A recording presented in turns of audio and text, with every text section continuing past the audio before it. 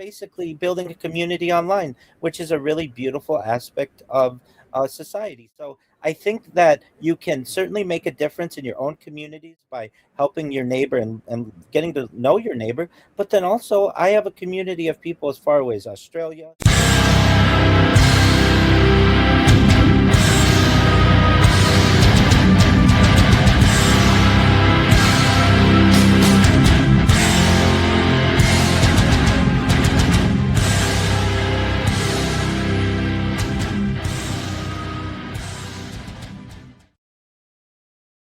Welcome back to the Eye of Jupiter. I'm your host, Tom Franklin, and today we have on Rabbi Rothschild. We're going to get into futurism and some projects that he's working on and a lot of his passions, and he's going to maybe school us a little bit about what the Kabbalah is. I'm interested. I know the name, but what exactly that is, that would be interesting. And all about that. I'm looking forward to the chat. If you keep coming back to the Eye of Jupiter, please do me a favor, like, subscribe to the channel, and share it wherever you can. Leave a comment and all the above. All links in the description below for Rabbi Rothschild as well as myself. And if you want to reach out to me, you can do so at the Eye of Jupiter podcast at gmail.com, and I'll have you on the show. So with all that out of the way, let's welcome to the Eye of Jupiter, Rabbi Rothschild. Hello, sir. Hello. Thank you for the opportunity to be here. Thank you for the opportunity to speak to your audience. I am Rabbi Rothschild. I stream my life 24 hours a day, 7 days a week, 365 days a year for world peace. I've been doing so for more than 4 years. My streams go back to the pandemic. We've seen the death of a queen, the birth of AI, the coronation of a king, and everything in between. This is a real life Truman Show, a real life Big Brother. This is a timeline and a time capsule of human achievement. In the 1990s, the phrase content is king was coined, and I'm making it true today. In my own way, I'm king of the internet, and here's why. In 2017, The Economist magazine stated that data had overtaken petroleum as Earth's #1 resource. And I have more human data archived on the internet than any person ever, which is making me very influential. I'm going viral. And when I do, I'd like to make you, your friends, your family, your audience, all financially independent if they aren't already. I'd like to ensure that they have generational wealth, and I'd like them to be able to start charities and philanthropic organizations of their own. Throughout this 4 years, I have been live streaming my life, not from one YouTube stream, not from two, but from as many as 25 simultaneous YouTube streams. So you can view my life in 360 degrees.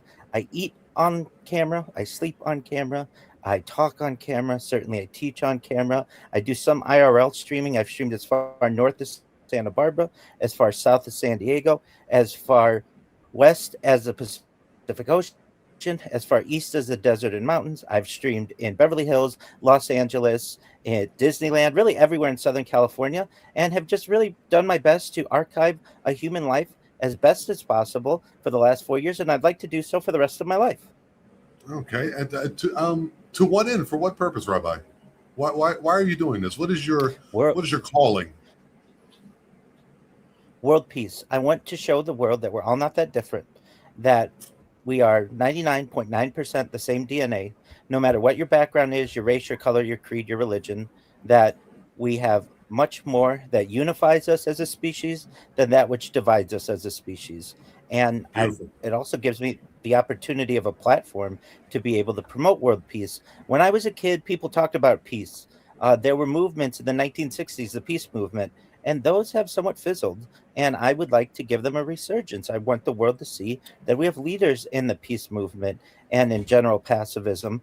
And I'm not the first person, certainly, who promotes peace, but I am one of the leaders, I would say, certainly in the digital realm, who is talking about peace on a daily basis to a diverse audience and really see it potentially as an inevitability if we are on this earth long enough and we do get into space exploration and some of the aspects of futurism, that we need peace at home.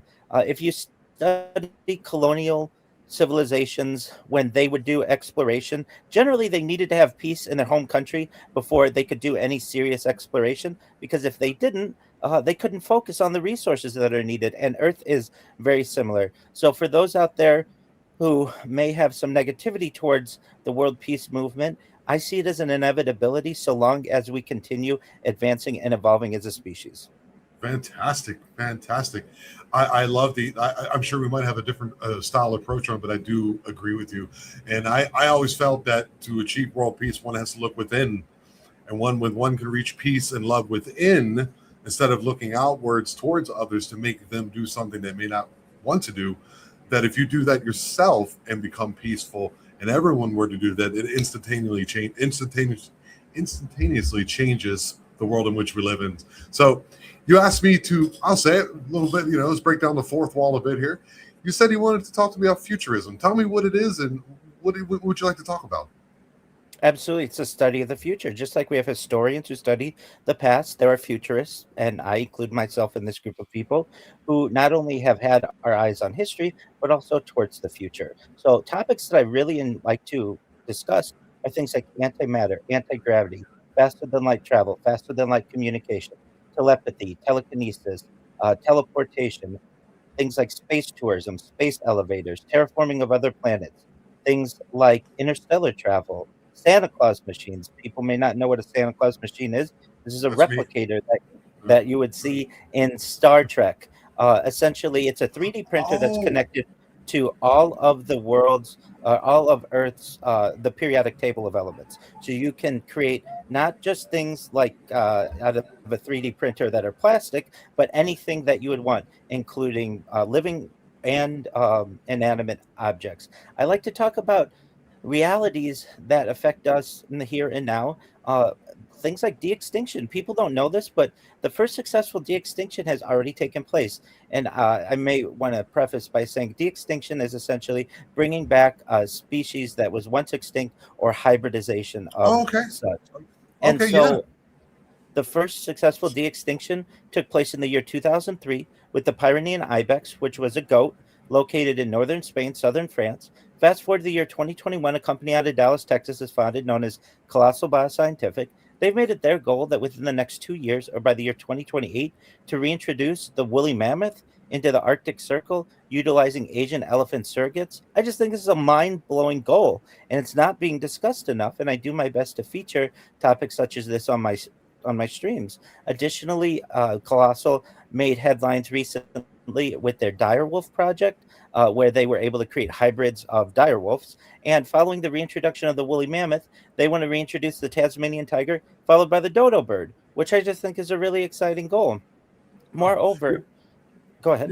you're an extremely linguistically fluid and powerful man. You must, I don't know what I'm sure it's not called the pulpit.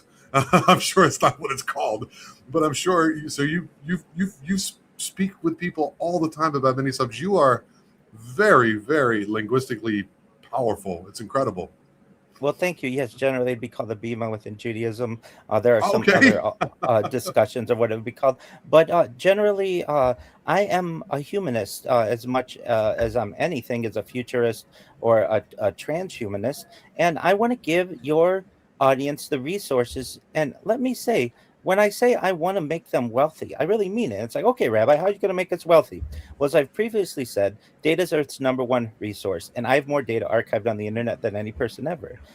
You have to think that my streams aren't just the story of my life, but 24 hours a day, 7 days a week, 365 days a year from multiple angles for more than 4 years. I have also been archiving the world's news events using radio and television and such. So, literally, you can go back to any moment of my life over the last 4 years and know not just what was going on in my life, but what was going on in world history, which makes it an extremely important resource and tool for historians of the future to be Yeah, able to know. you're like cataloging the world's news and That's goings exactly on right. as they happen in the moment, your feelings, your emotions upon that, and maybe like the general consensus around the planet. That's interesting. Wow. That's exactly right. And I'm not the only person on earth doing this, but I'm the person who's been doing it to anyone's knowledge the longest.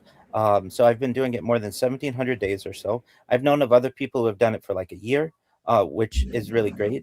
But 1,700 days, I feel is quite an accomplishment. And I'd like to do this the remainder of my life to give people the ability to perhaps study not just what human life was like, but what history was like. In the past, if I were doing this 100 years or so ago or more, I might have been known as a journalist or someone who writes in a journal, or a diarist, someone who writes in a diary. And that's what many historians have used in the past to know what life was like for individuals as humans in the past. And I, instead of using paper and pencil, I use the video as my medium to be able to record so much more than any person perhaps has ever been able to do previously. One of the great scientists of the 20th century, Buckminster Fuller, did their best to be able to record every aspect of their life in a journal over the course of decades. And they dedicated their works to Stanford University, where those are now preserved.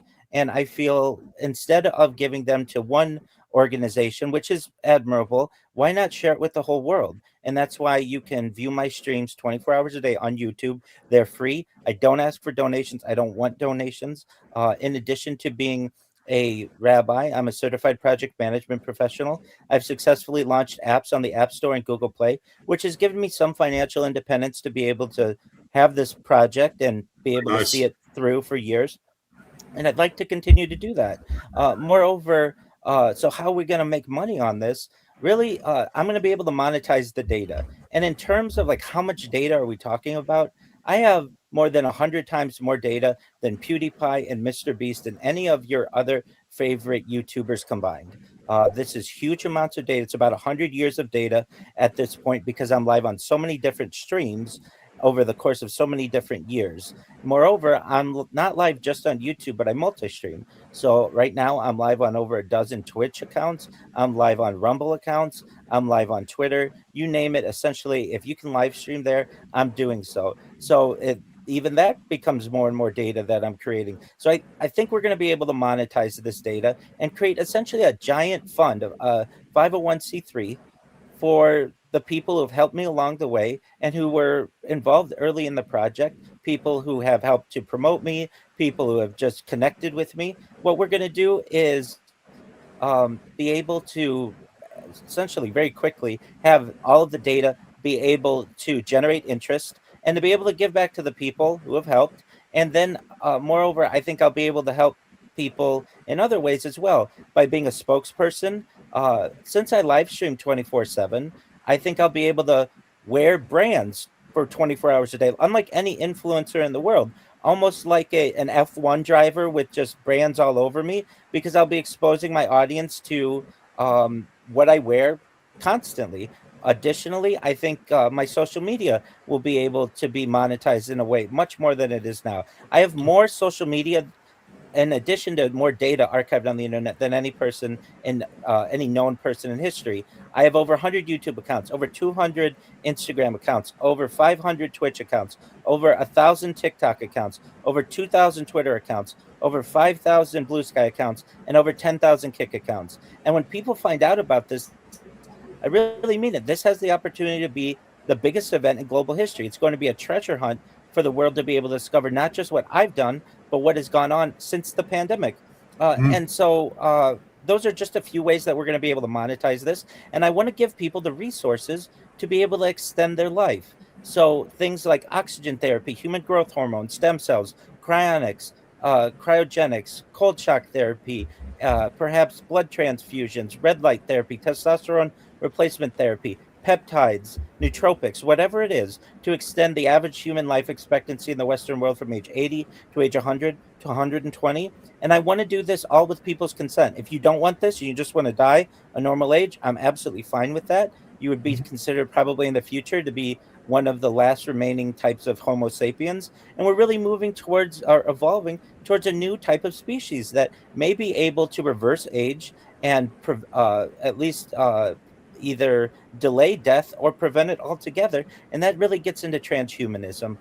Oh, And for those of us who want to perhaps explore this world, I'm not saying I absolutely want to guarantee I want to do it, but I do want to learn more about it as history continues. And one thing that I find to be really interesting about it is we're going to be able to, in multiple ways, be able to reverse age. And perhaps if we want, and for those who are listening to me who want this, may be able to avoid death or at least prevent it indefinitely through different types of technology, one of which is known as mind uploading technology, where oh, with someone's consent, we scan your brain into a computer like a CAT scan or an MRI, knowing where every atom is in your central nervous system and your peripheral nervous system for later download as an android, an avatar, a cyborg, a cybernetic being, a clone of yourself, a robot, an ethereal being, whatever you want to be. But essentially, what I'm saying to you, Tom, and to your audience is that in the not too distant future, people may be able to utilize some type of immortality or digital immortality, at least, Mhm. to be able to live a life, not just as long as they want within their current body, but be able to perhaps in their own way either shapeshift or shape some other type of form not previously thought generations ago. Okay. I think my question that is just coming off the top of my head. I am not. I'm not any faith in particular. I definitely believe in God, and I'm a man of God for sure. Um, Whatever that may be, because of my own personal experiences. But my question is, I mean, I have as a couple. There's a lot going on there, but like, first of all, where do you get all the energy to do this? And is it a calling from God? And at the same time, and coming from say the Christian point of view, we say that God is, we are created in God's image, and if we change ourselves into something that He isn't created, isn't that somehow then against the tenets of some of the religion of some of the world's religions? Well, these are excellent questions. So, are we necessarily changing what we are as a species? Does that go against what God necessarily, the divine plan? It's not Mhm. certain one way or another. And humans in the past have been extending our lives. I mean, 100 or Okay, 200 years ago, the average life expectancy was 50. Now it's 80. And another generation or two, it might be 120. And we don't these consider alone. ourselves, at least the religious, to be any different necessarily. And really, if you look at religiosity from a global standpoint, it's decreasing. People are moving away from traditional doctrines into more humanist, taking care of oneself, self improvement, positivity. I am all about that. I certainly Okay. have religious traditions within my faith that I Mhm. feel can be balanced along with modernity. I myself am someone who finds their comfort within many modern Orthodox Jewish doctrines, or what we call halakha, uh, Jewish law. But I'm also someone who looks towards the future. And if I have the opportunity to perhaps extend my life indefinitely, that's not something I want to necessarily, an idea that I necessarily want to reject. At least within Judaism, there are some aspects that may differ from other religions. One is we are awaiting a messianic figure, what we call Right, Mashiach. And one right. one of the tenets of, or at least the 13 principles of faith of a famous rabbi, uh, we known as Rambam affectionately, from about 1,000 years ago or so, is that there will be a revivification of the dead. So basically, the righteous of the world will be revivified, essentially brought back to life. And there are technologies that are available that may allow this to happen and become a reality. And Oh, thus, okay. there are these traditional doctrines don't necessarily differ all that much from what we see as, at least within Orthodox Judaism, as potentials of the future.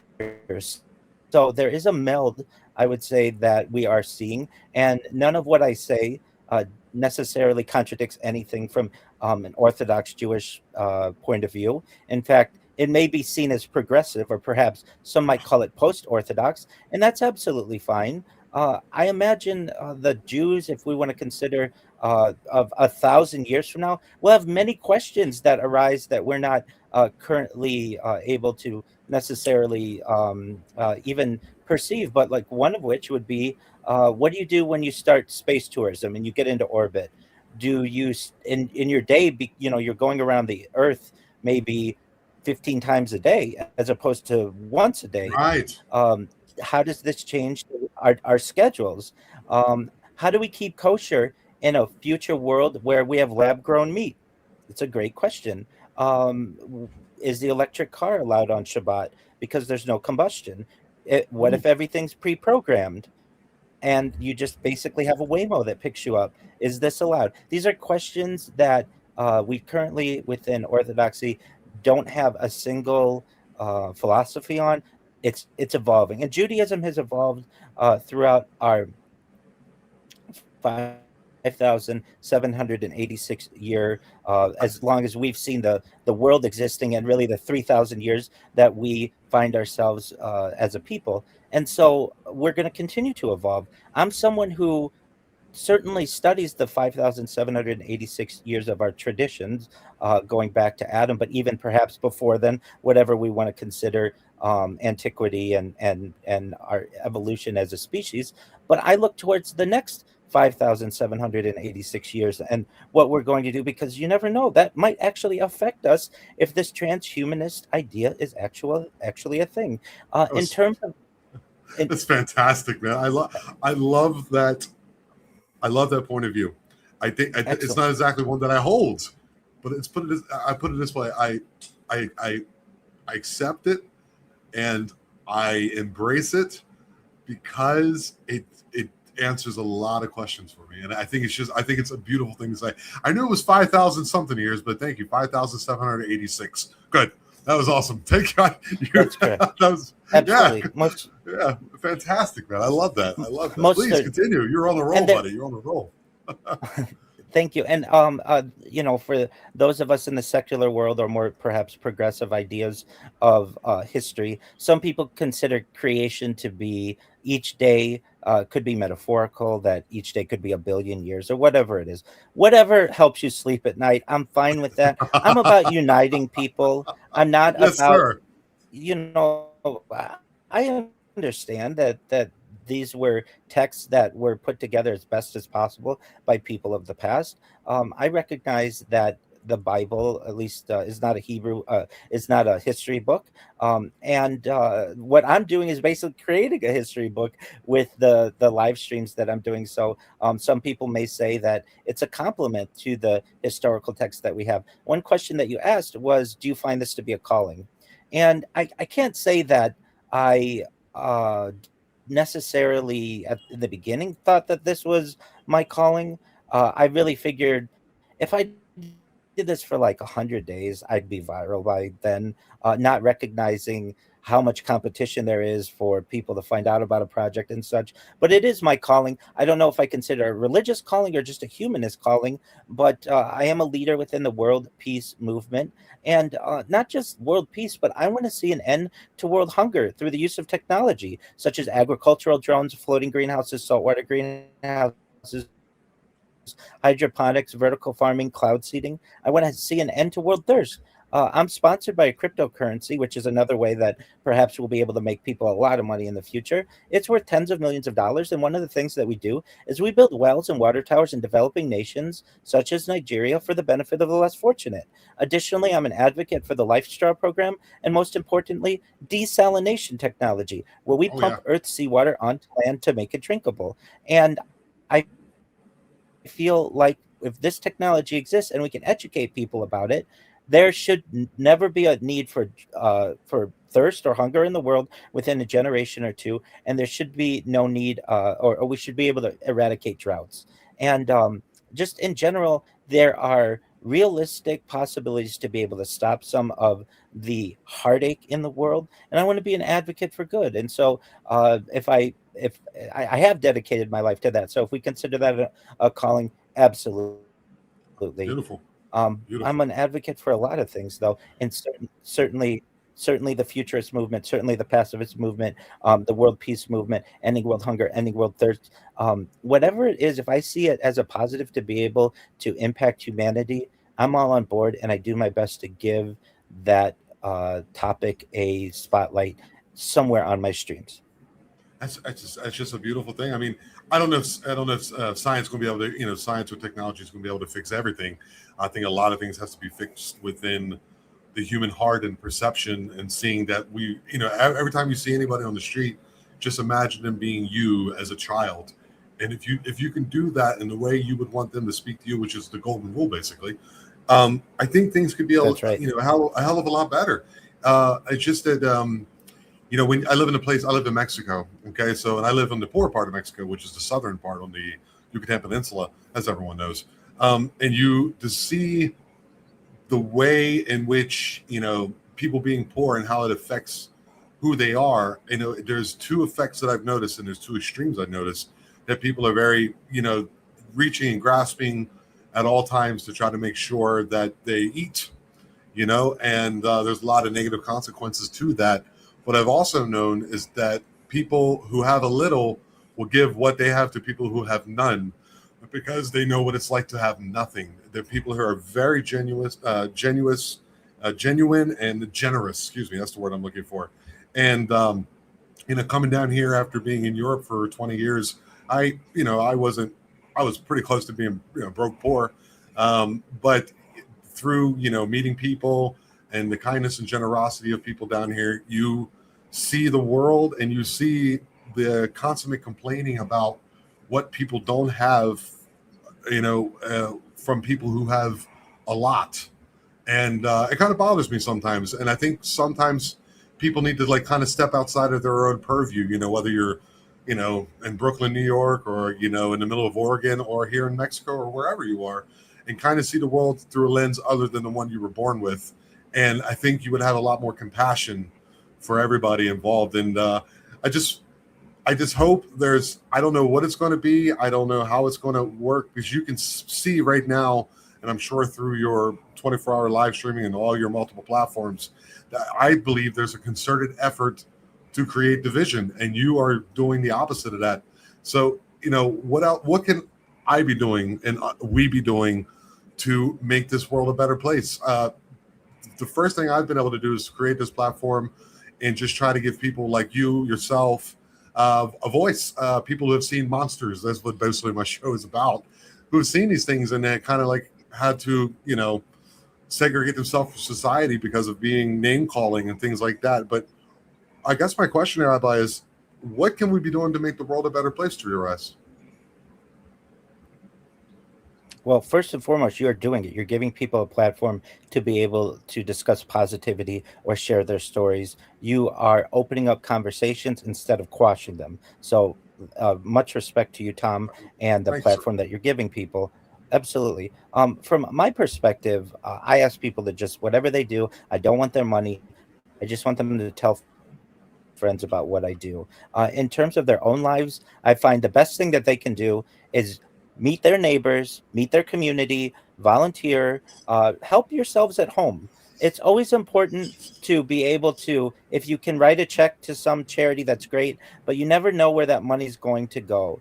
If you can work at a soup kitchen or you can pick up litter on the street or whatever it is, if you can volunteer some time of yourself to improve your environment at home, you are going to see the most amount of effects of that, and it's going to benefit you the most. Hmm. I find that really since about the 1950s or so, there has been more divisiveness, especially in terms of where we are and our neighbors.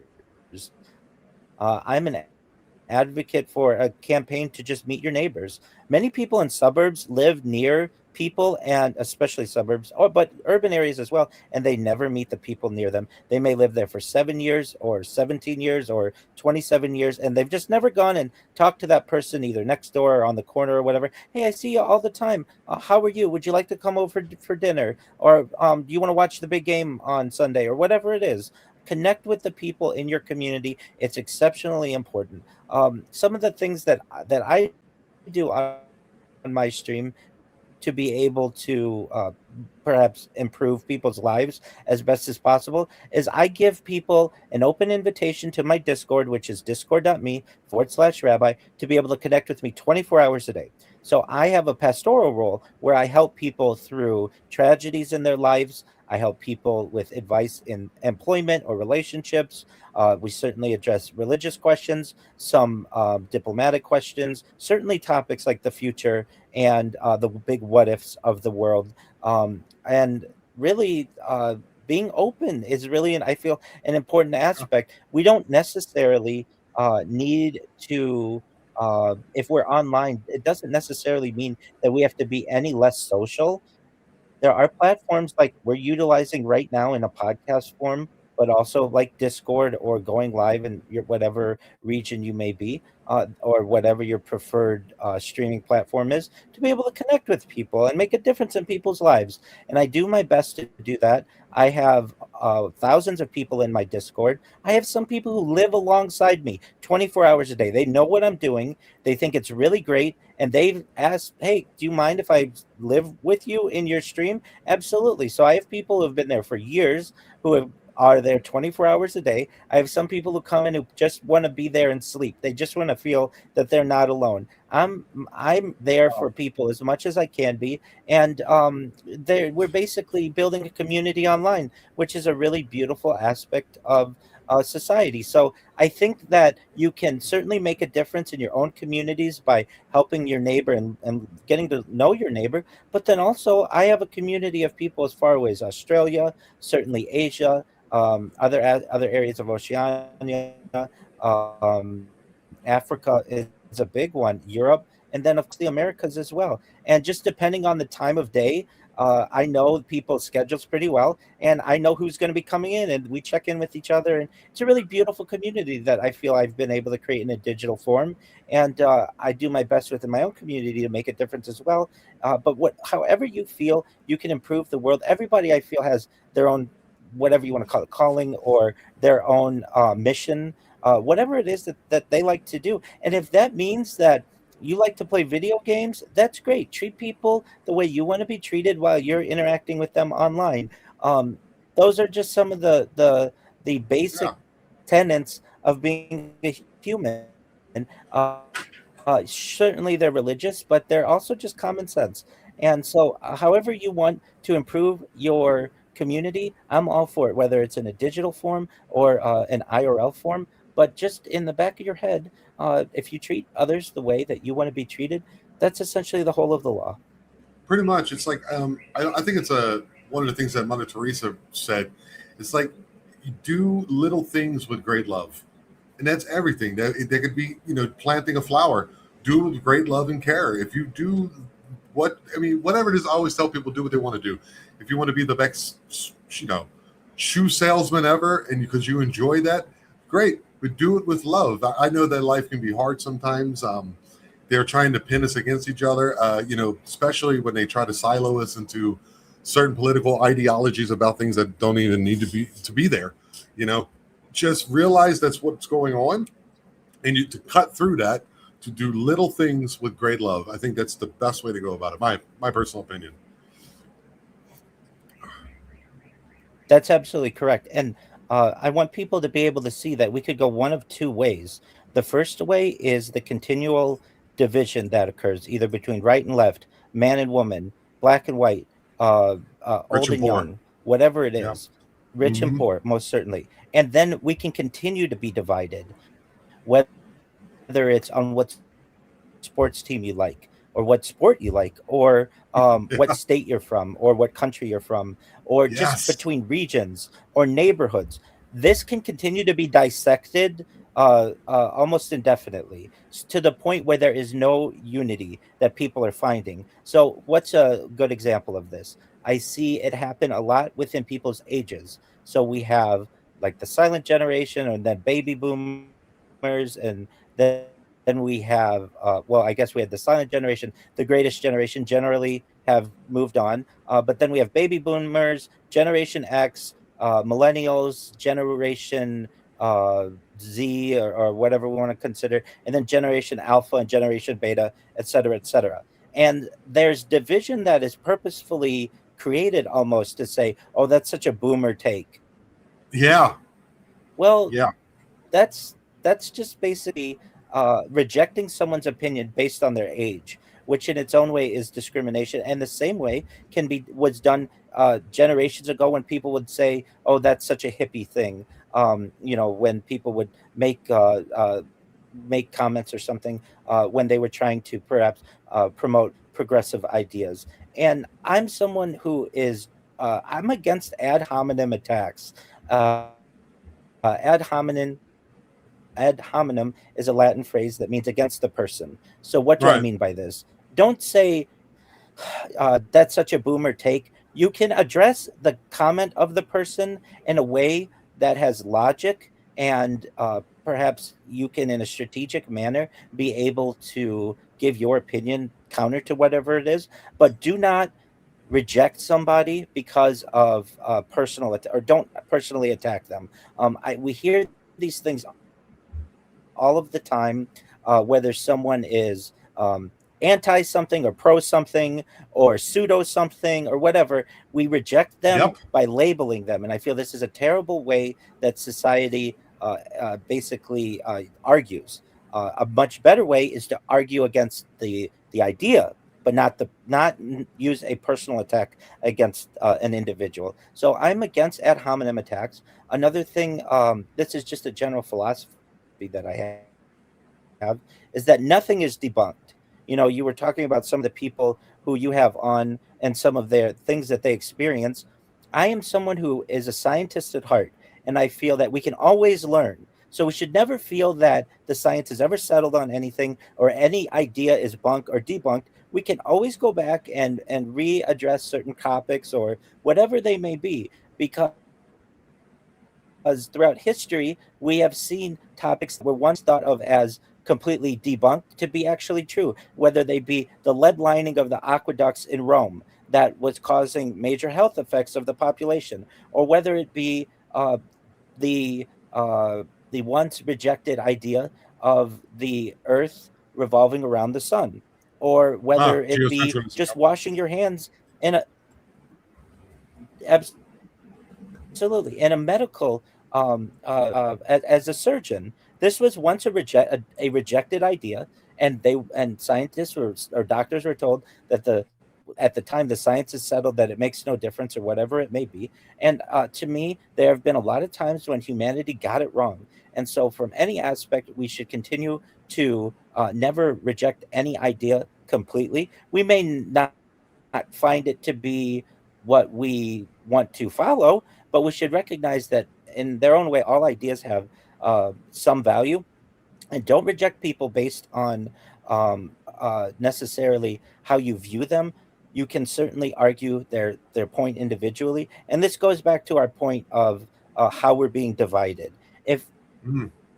If we learn that we can debate with much amount of respect and don't just throw mudslinging attacks at each other, whether I don't even like to use them, but I think everybody knows what I'm talking about when I say partisan attacks or pseudo attacks or anti attacks or whatever Or they they may don't even be, talk, or pro or whatever. These or they type. won't even decide to talk to you at all. If you try to talk to certain people, they're just like, well, you apparently don't hold That's absolutely the true. beliefs in which I believe in, therefore you are lesser than and unintelligent. And if you, for example, voted for this side or that side, you can see statistically over here that therefore you do not have a college degree and is not as smart as I am. Therefore, I can go ahead and put you over in this corner, and it makes me happy in my little world. It's ridiculous. Ridiculous. Individual. We're all That's individuals absolutely true. that need to learn how to work together and open dialogue across all boundaries. But people don't want to do that, especially nowadays. They have all the information at their fingertips, That's and we have none of it at our fingertips at the same time, which is weird. that's a That's absolutely true. And so there's the flip side of this, as opposed to being so divisive, is embracing our unity and the fact that we have so much in common in our DNA, and the fact that if you were to poll 100 people on the street, 95% or more of them would say that we should eradicate illiteracy, we should eradicate perhaps certain health issues that we have in society, that all people deserve clean water and education for free, and whatever else it may be. And we recognize, hey, we don't all disagree that much anyway. And someone who has a certain take on a certain sports team, that's a divisive idea. We have many things that unify us, and so I find with my stream, I'm able to embrace that idea in a way that's really beautiful and that's archived. In addition to just studying my life and studying world history, if you may be aware, but we had basically the rise of the large language model that occurred in 2022. So I started streaming in 2021. But this little company, OpenAI, ChatGPT, launched in 2022, and I was an early adopter of ChatGPT in November of 2022, and a user when it launched officially in on November 30th, 2022.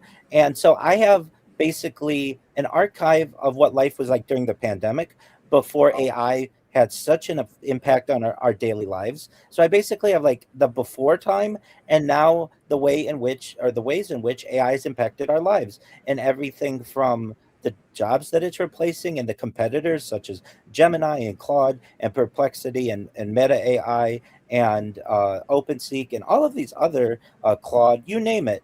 Uh, those were not those were not companies that people knew when I started this stream. So I've been able to see that development.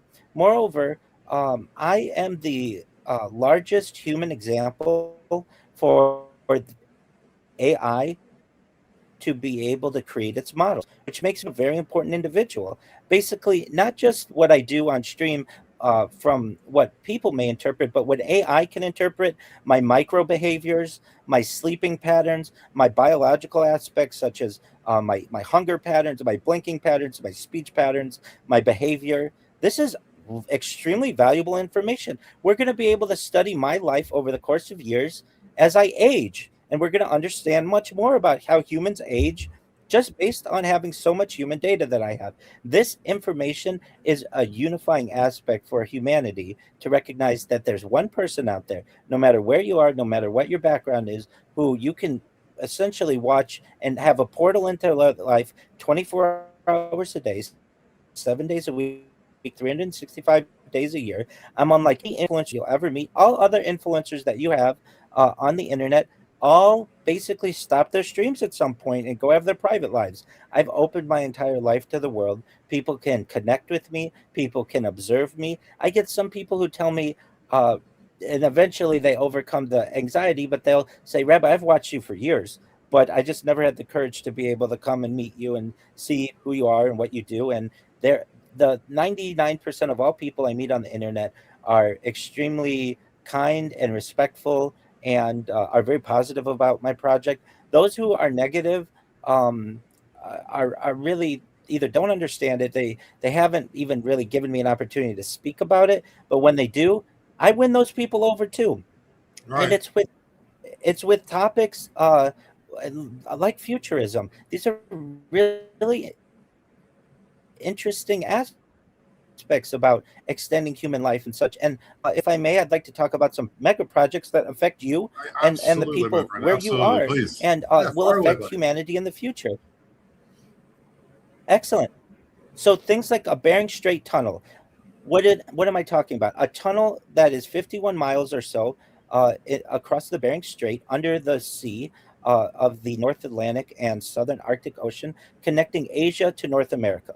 This, to me, I feel would be an amazing, no pun intended, bridge or tunnel connecting North and South America to Asia, Africa, and Europe, which some people may see as a mega project that will never get created because of its expense. People said the same thing over 200 years ago when it came to connecting England to continental Europe, and we have the channel that has been around for 100 years.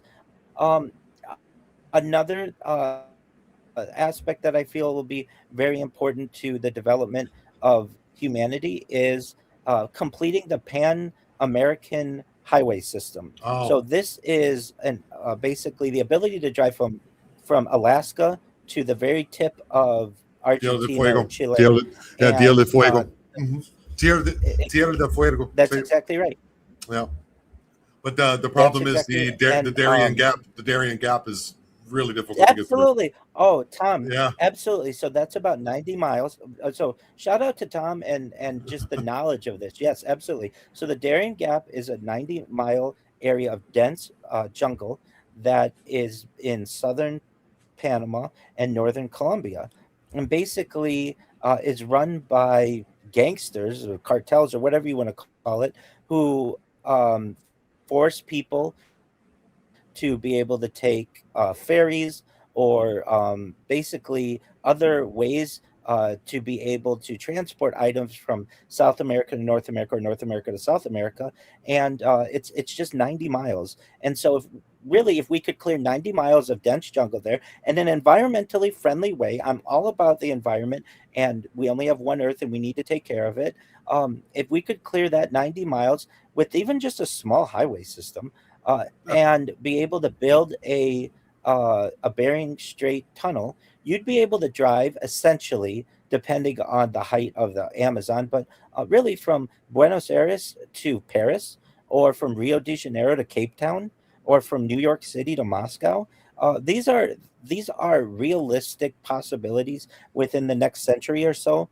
And I'm definitely an advocate for this kind of big thinking. People had to have big thinking for the United States interstate system, or to build the Golden Gate Bridge, or that what we see with the maglev trains of Asia. And I say, as an American, why don't we have those?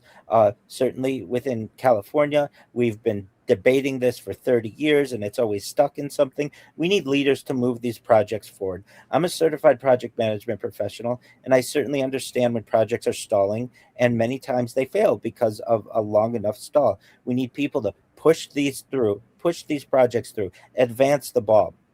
Other projects that I'd like to see over the course of the next 100 years or so are things like a Gibraltar, Strait of Gibraltar tunnel system, that connect Europe to Northern Africa. That will make a huge difference. And just connecting people, more than just economically, these are going to be beneficial. It will be great for diplomatic reasons. It'd be great to be able to drive from Mexico City to Berlin and just meet people who you met on the internet or whatever, and take a road trip. Take a few weeks to be able to do it, not necessarily, and be able to see the world and the cultures that we have in the world, instead of just flying over them and really never being able to connect with them. There are reasons that these types of plans have stalled, and many times it's because there are forces in the world, generally diplomatically, that don't want this type of global unity. Another set of mega projects that I'd like to see occur, we two that took place over 100 years ago, the Suez Canal and the Panama Canal, are still in use today. So we see that these mega projects aren't necessarily temporary changes to the benefits of humanity. We see that they have long-term benefits that we can all reap. But we need to perhaps expand the Panama Canal and give They're people other options. actually in Mexico. They are creating right now like another option to the Panama Canal because it's Yes, drying I was out just going to with mention the this. boat. I Yeah, was just going to mention and this. Yes. yeah. I'm sorry. Please, go ahead. Go Yeah, for it, man. Sorry about that. absolutely. That's okay. So Mexico has had a plan to do this, closer to the Yucatan Peninsula, essentially, for over 100 years. Mexico was almost chosen as the site and not Panama. Panama was eventually chosen just for some political reasons, but Mexico could have been chosen, and Mexico has explored a canal system to connect the Atlantic Ocean and the Pacific Ocean, but Mhm. also Honduras and Nicaragua have explored this as well. And I feel that the more of these shipping channels that we can create, the more connected that we're going to be, the less choke points that we're going to have in the world, where certain agents are able to control the commerce of the world. Another is perhaps being able to create another Suez Canal, or an area to be able to connect the Red Sea to the Mediterranean Sea. When a war occurs, there are things that have been agreed upon from diplomatic standpoints that say that you're not allowed to control these shipping lanes for nefarious purposes. But when major wars occur, the Suez Canal has been shut down in the past, and I don't want to allow one major shipping channel like that be able to affect the entire world, because it is a long, That's detour just like the Strait of around Hormuz the right Cape now. of Good Hope. Yeah, just like the Strait of That's Hormuz right exactly now. right. Exactly. I mean, it's a perfect 100%. So example. giving ourselves more. Exactly. So giving ourselves more opportunities to be able to to be able to connect, I feel is of extreme importance. Some other mega projects that I feel perhaps some of these may never get done, but I think that are important to the development of the world are things like an Australia, Asia, either tunnel and bridge system, but basically a way for people to be able to drive a car from South Asia to Australia. Australia is kind of like this area of the world that is almost like the last frontier in many ways, and through a tunnel and bridge system perhaps could be connected. Other areas that I feel are of great opportunity are perhaps to be able to connect Japan with the mainland of Asia. Probably, I'm a big tunnel advocate, and the reason why, even though tunnels are far more expensive than bridges, you don't have to deal with the environmental, the environmental issues that occur on the surface, and also seismically. Many of these projects that I'm discussing are taking place in the Pacific Rim of Fire that are have major seismic issues. And so, the lower you go in the Earth's crust, the less seismic issues take place. So, for these perspectives, going lower in the ground makes sense to me. Additionally, I'd love to see Taiwan eventually connected to mainland China, or places like a wherever we have isthmuses, basically very thin or relatively thin areas of land. I'm an advocate for creating canals there or channels of some sort. I'm an advocate for expanding the size of the channel, the English Channel, perhaps connecting England and Ireland by tunnel, and then eventually, perhaps in the next maybe more than 100 years, a transatlantic tunnel system connecting like New For, York for, and Paris. yeah, like Uh, through Iceland or something. Yeah. there are different ways to do it. Some people have proposed going underneath the seabed. Other people have proposed a basic way of having like floating channel. However they want to do it, I'm an advocate for it. And then the same eventually for the a trans-Pacific tunnel system or corridor system. The more ways that we can connect Crazy. humans, I feel the better. And transportation is a major way in this. And then in the future, some of the topics that I discussed earlier, we may be able to utilize a teleportation system, at least on Earth. And That would this be has great. been certainly seems like science fiction, but many of the things that I talk about started as science fiction and now have become science fact. Distinction is one of them. AI is one of them. And as we move from artificial narrow intelligence (ANI) to a world of artificial general intelligence, which is essentially AI that has the knowledge base of a standard human, and then into ASI, artificial super intelligence, we're going to have the benefit of computers and design and architecture and all of the other aspects of human knowledge to be able to make these types of mega projects cheaper and faster and stronger. All of the benefits that we didn't have a generation or two ago or centuries ago when some of these types of mega projects were either proposed or actually completed. So from those perspectives, those are mega projects I'd like to see on Earth. Off Earth, I'm an advocate for a space elevator, which is basically not that complicated. Imagine a geostationary weight in the sky or in low Earth orbit that is and tied to the Earth with a tether. The reason why this hasn't been done, for many reasons, but one of the major reasons is because the tethers that we have on Earth eventually weaken in certain points and then will snap. But with the advent of nano carbon fiber, it's much stronger than what anything that we've had previously. And so, what a space elevator would do is allow people to get into low Earth orbit without the need of rockets. And that's a key aspect of when we start to even just explore the low Earth orbit, and perhaps creating a space hotel and allow people to utilize space tourism. The first step is being able to do so in a efficient manner, and rockets just aren't that efficient. Even reusable rockets that we're seeing with SpaceX are not that efficient in terms of they use a lot of fuel to be able to get out of Earth's orbit. So, or just within close proximity to Earth's surface. So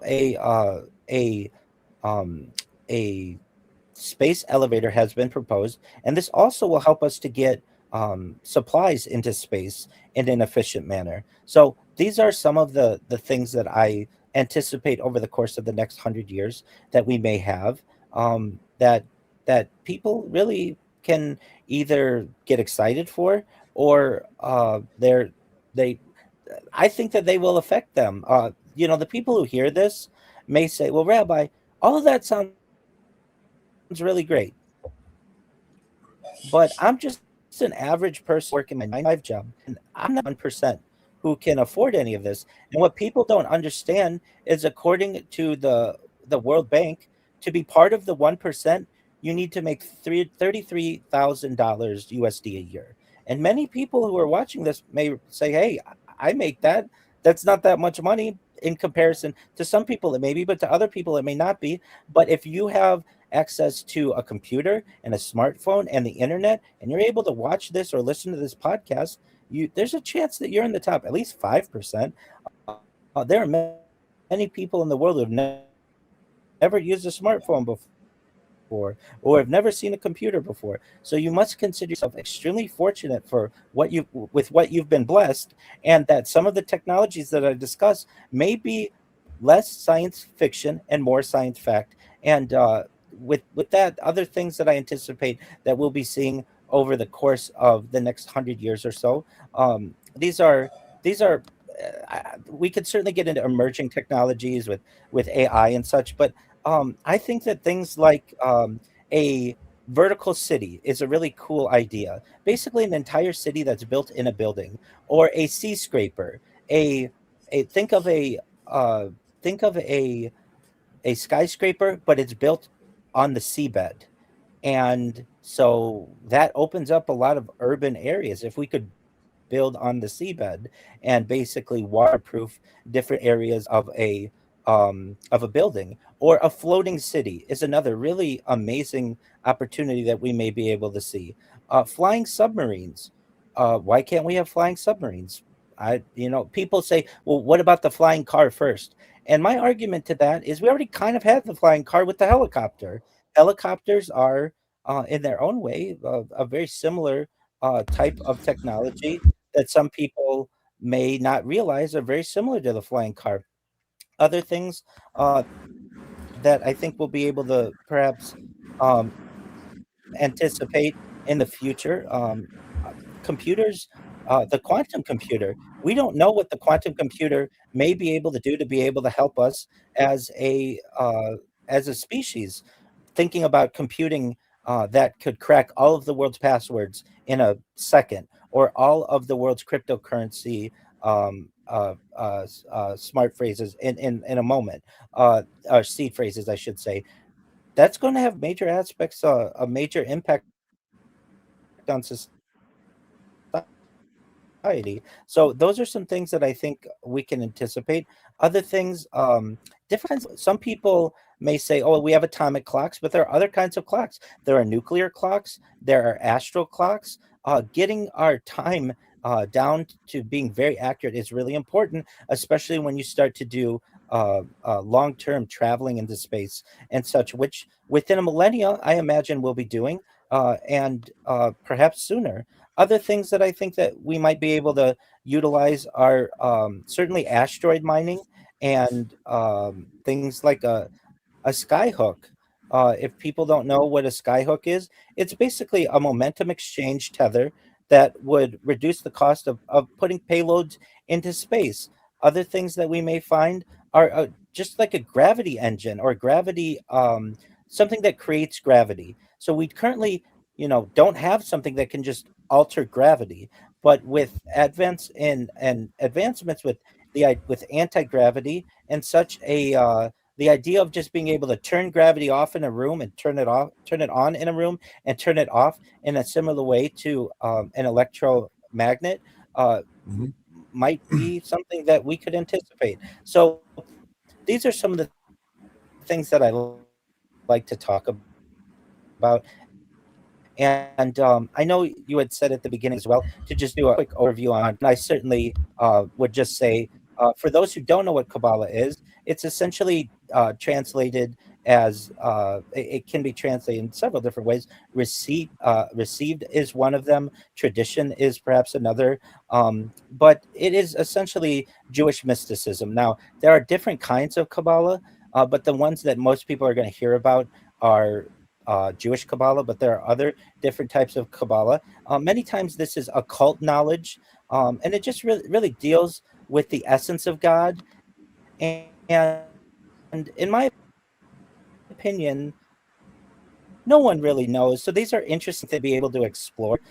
It's really the far-reaching of religion in itself. But I do study Kabbalah. I'm proud to say that for 173 straight days, I have taught a class or reviewed a lecture on Kabbalah. And I plan on doing that for the rest of my life. That's something that's really important to Fantastic. me. So I've said to myself, if I can do it for 173 days, perhaps I can do it for longer. And so, for Uh-huh. anyone out there who wants to learn more about not just Kabbalah, but any kind of hidden knowledge or deep wisdom, I implore people, come connect with me. Let's learn together. I am in no way a world's expert on perhaps anything, and perhaps none of us are, but I am an open minded individual. I am someone who certainly will teach the knowledge that I have. But I'm also a lifelong learner, as any good teacher is. So invite people to be able to connect with me in any way they wish, to be able to utilize our mutual knowledge bases and really just grow together and become stronger together. And I feel that these are good aspects of humanity that we should all be doing and sharing knowledge.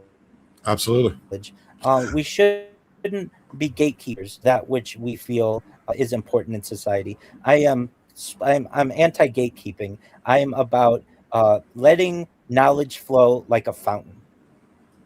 All right, man. So, Rabbi, one more time. First of all, thank you so very much. That was incredible. Could you please tell us again where is best to find you, so that if we're interested in following you on your journey and sharing information, where we can find you? Of course, all links in the description below, guys. Absolutely. Linktree.com/Rabbi Rothschild. That's where you're going to find all my social media. That's where you're going to find every platform I'm on. Additionally, if you want to view the portals into my life, the best way to do so, and this link is on my Linktree, is to type Rabbi Rothschild in YouTube and filter by live. If you filter by live, you will see, wow. I mean, I dare you to do this. If somebody is out there like, hey, he's daring me to do this, absolutely. I'm daring you to do this.